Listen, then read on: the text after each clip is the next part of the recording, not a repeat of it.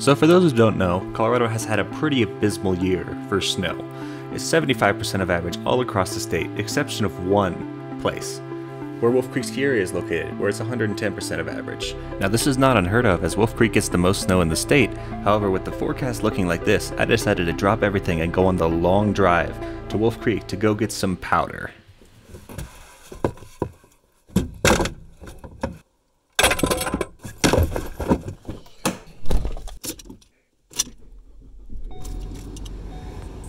So the drive from my house to Wolf Creek is actually a really long one. It's about 3.5 hours on a good day, and unfortunately, due to the road conditions, it's not a great day. For example, right here, where you can see, it looks perfectly fine on camera. However, I can assure you that it is very, very, very foggy. It's just hard to pick up on camera. So it was really hard. Another example is up here on Levada Pass, where, as you can see, it's currently whiteout conditions and the road is covered in snow.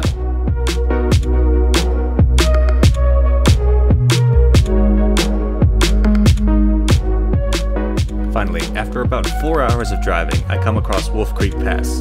And Wolf Creek Pass, I've actually never driven it right after a snowstorm. So, it amazed me at how beautiful it was. So, just enjoy this footage of Wolf Creek Pass.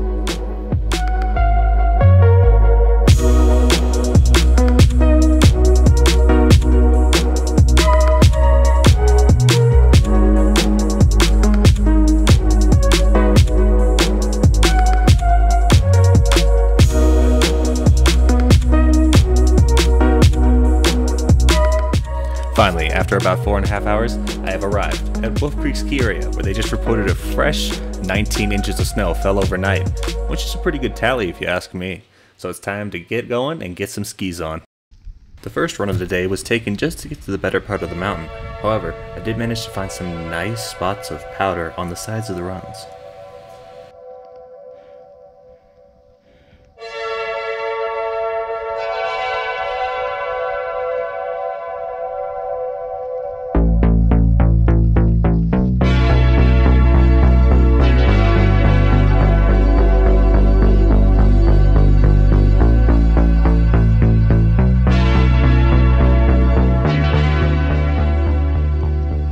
Unfortunately, it just so happens that Colorado powder gets checked out very easily due to crowds. However, this time, it wasn't nearly as bad due to the COVID restrictions and capacity restrictions on the resort.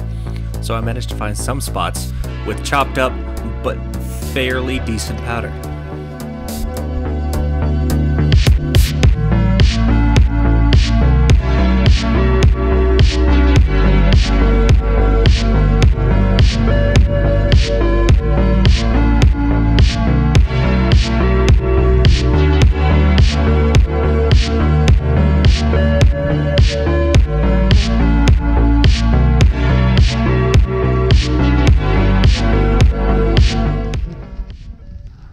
Now unfortunately, when I got to the top of the next run, my gimbal wasn't working properly. It started doing something like this.